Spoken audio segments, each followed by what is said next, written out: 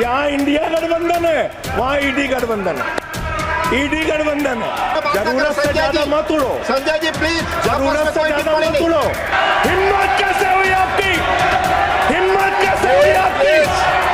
ये धमकी देने की बातें मत करो। संजय जी, अगर जेल वेल की बात करोगे ना, जिस दिन सत्ता परिवर्तन होगा एक भी आदमी बाहर नहीं दिखेगा। जेल 3 घंटे ईडी सीबीआई दे दो, सबको भेज दूंगा। वो बोल रहे हैं जेल क्यों गए? हमको अगर दर्शन करना होता है मान्यवर, तो हम काशी जाते हैं, महाकाल का दर्शन करने उज्जैन जाते हैं, प्रभु श्री राम का दर्शन करने अयोध्या जाते हैं। लेकिन भाजपाइयों को जब दर्शन करना होता है तो ये मस्जिद में भगवान का दर्शन करने जाते हैं। मस्जिद में मंदिर खोज रहे हैं पूरे देश के अंदर। ये भारत खोदो योजना चला रहे देश में। अगर इतना ही खोदना है, कल को कोई आके दावा करेगा संसद को खोद दो, कम से कम प्रधानमंत्री की डिग्री मिल जाएगी। ये कर रहे हैं दलितों के साथ साथ। मंदिरों में घुसने नहीं देते। इनकी मानसिकता ये है, इनकी मानसिकता ये है। आप नफरत करते हैं दलितों से, पिछड़ों से, आदिवासियों से। ये आपकी मानसिकता है। भ्रष्टाचार के खिलाफ जब बोलते हैं भाजपा के लोग, तो लगता है ओसामा बिन लादेन अहिंसा पे उपदेश दे रहा है। ये भ्रष्टाचार के खिलाफ बोलेंगे। गाय काटने वाली कंपनी से चंदा लेने वाले लोग मेरे ऊपर सवाल उठा रहे हैं। ये मंत्री है सरकार के।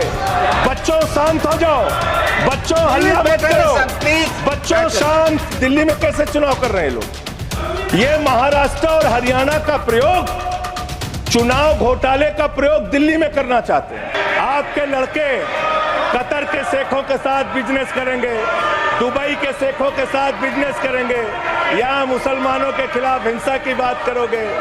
मैं एक बात इन लोगों को समझाना चाहता हूँ। दिल्ली चुनाव में आ रहे हो, शांति से आना, एकदम शांति से आना।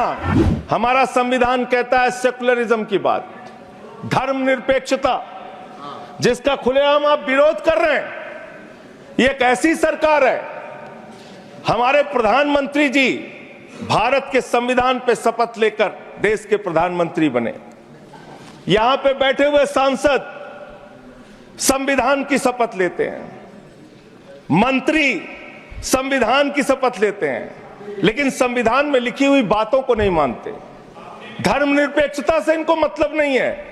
हमको अगर दर्शन करना होता है मान्यवर, तो हम काशी जाते हैं, महाकाल का दर्शन करने उज्जैन जाते हैं, प्रभु श्री राम का दर्शन करने अयोध्या जाते हैं। लेकिन भाजपाइयों को जब दर्शन करना होता है तो ये मस्जिद में भगवान का दर्शन करने जाते हैं।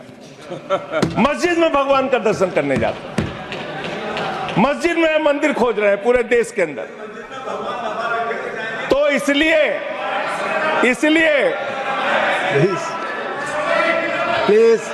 इसलिए मान्यवर, इसलिए मैं इनसे कहना चाहता हूं, कृपया घबराओ मत। सीट पर चीखना चिल्लाना शुरू कर देते हैं, जैसे ही बोलता हूं चीखना चिल्लाना शुरू। मान्यवर, ये भारत खोदो योजना चला रहे हैं देश में। भारत खोदो योजना। अरे मैं कहता हूं, अगर इतना ही खोदना है, कल को कोई आके दावा करेगा संसद को खोद दो, कम से कम प्रधानमंत्री की डिग्री मिल जाएगी। उसका तो पता चल जाएगा कहां है। संसद खोद दो। ये भारत खोदो योजना बंद करो, इससे देश का विकास होने वाला नहीं है। आपने शिक्षा में क्या हालत की देश की? माननीय शिक्षा मंत्री जी यहां पे बैठे हुए हैं। मैं बताना चाहूंगा, शिक्षा के स्तर को आपने कहां पहुंचा दिया। 11 लाख, अरे क्या क्या यहां बोला गया, मैंने खूब सुना है, आप ही लोगों से सीखा है। 11 लाख बच्चों को सरकारी स्कूल से दूर किया गया। 11 लाख बच्चों को।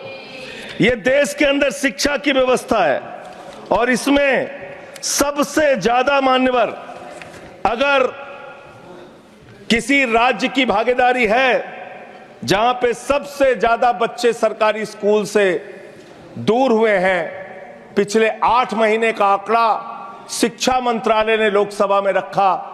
11 लाख में से अकेले 7,84,000 बच्चे उत्तर प्रदेश में सरकारी स्कूलों से दूर गए। ये कर रहे हैं शिक्षा के नाम पे आप। देश की शिक्षा की व्यवस्था की हालत यह कर दी आपने। 63,000 बच्चे आसाम में सरकारी स्कूलों से दूर हुए। यह सरकार का आंकड़ा, मैं अपनी ओर से नहीं पढ़ रहा हूं। जब सरकार से पूछा गया शिक्षा पे कितना खर्च करते हैं, जीडीपी का कितना हिस्सा शिक्षा पे खर्च करते हैं, पिछले 3 वर्षों से भारत की सरकार जीडीपी पे 0.4% शिक्षा पे ऊपर खर्च करती है। और दिल्ली की सरकार, जहां अरविंद केजरीवाल की सरकार है, हम शिक्षा के ऊपर 25% बजट का हिस्सा खर्च करते हैं माननीय। स्वास्थ्य के ऊपर दिल्ली के अंदर 13% हम खर्च करते हैं।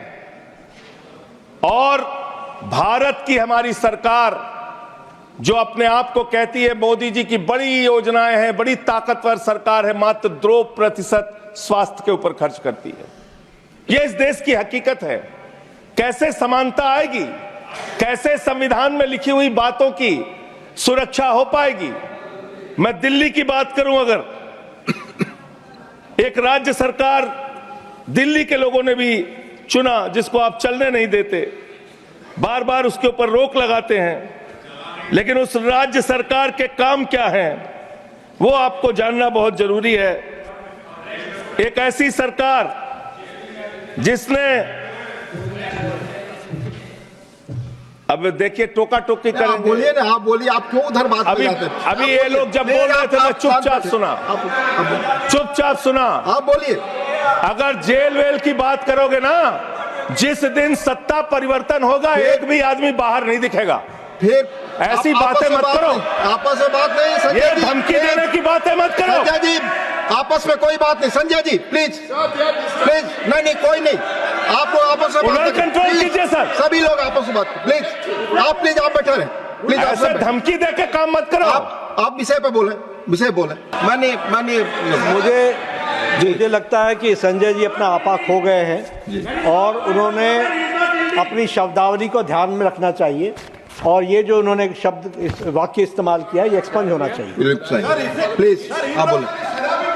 प्लीज बैठ। सर बोलिए। मैं दिल्ली के काम बता रहा हूँ। आप दिल्ली के काम बताइए। आपस में दिल्ली की सरकार ने क्या किया है संविधान की रक्षा के लिए? टीका टिप्पणी ना करें। दिल्ली की सरकार ने क्या किया है इस देश के नागरिकों को मजबूत बनाने के लिए? दिल्ली की सरकार ने क्या किया है शिक्षा और स्वास्थ्य पे काम करने के लिए? दिल्ली की सरकार ने क्या किया है बाबा साहब के लिखे गए एक एक शब्द को जमीन पे उतारने के लिए? दिल्ली के अंदर शिक्षा में हमने 25% खर्च किया, स्वास्थ्य में हमने 13% खर्च किया। दिल्ली में हमने बिजली फ्री दिया। पूरे देश में पहली सरकार है जो बिजली फ्री देने का काम करती है। दिल्ली के अंदर केजरीवाल जी ने 200 यूनिट बिजली फ्री, 400 यूनिट बिजली आधे दाम पे दिया। दिल्ली के अंदर केजरीवाल की सरकार ने इलाज मुफ्त किया, पानी मुफ्त दिया। दिल्ली के अंदर सीट पर बैठकर बुजुर्गों को तीर्थ यात्रा कराने का काम किया। बुजुर्गों को तीर्थ यात्रा कराने का काम किया दिल्ली की सरकार ने। दिल्ली की सरकार ने माताओं बहनों के लिए बस की यात्रा फ्री करने का काम किया। और अगली योजना आ रही है, दिल्ली में केजरीवाल मुख्यमंत्री बनेंगे, दिल्ली की महिलाओं को 2100 रुपए हर महीने उनके खाते में पहुंचाया जाएगा। हम महिला को सशक्त करेंगे, मजबूत करेंगे। संविधान पर भी जोड़िए उसको। संविधान पर बोलिए। संविधान पर बोलिए संजय जी। संविधान के अंतर्गत मैं एक चुनी हुई सरकार के बारे में बोल रहा हूं। संविधान पर चर्चा हो रही है। दिल्ली में इच्छा होगी संविधान पे आप बोले और दिल्ली में बैठे रहे। मैं बोल रहा हूं, दिल्ली के अंदर 200 किलोमीटर के मेट्रो नेटवर्क को हमने 2015 से बढ़ाकर 450 किलोमीटर किया। संजय जी कॉन्स्टिट्यूशन पे बोलिए। सर उन्होंने अपनी सरकार की उपलब्धि गिनाई, आपने उनको नहीं रोका।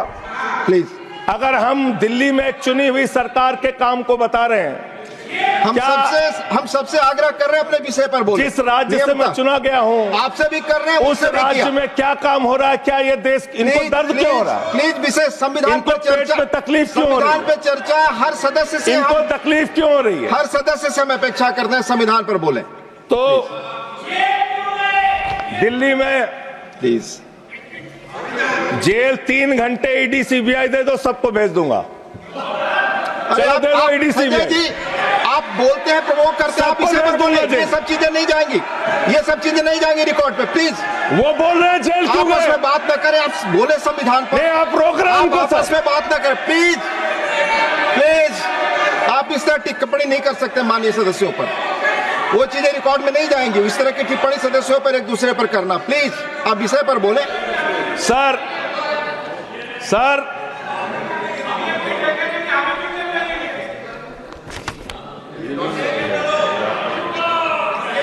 3 सर आप ही का चेहरा दिख रहा है सर। नहीं, मेरा चेहरा नहीं, चेहरा आपका दिख रहा, आप बोलिए तो सर आप बोलिए। ये लोग भ्रष्टाचार के खिलाफ जब बोलते हैं, भ्रष्टाचार के खिलाफ जब बोलते हैं भाजपा के लोग, तो लगता है ओसामा बिन लादेन अहिंसा पे उपदेश दे रहा है। ये भ्रष्टाचार के खिलाफ बोलेंगे। 3,02,000 करोड़ रुपए का ठेका इन लोगों ने इलेक्टोरल बॉन्ड के नाम पे लिया सर।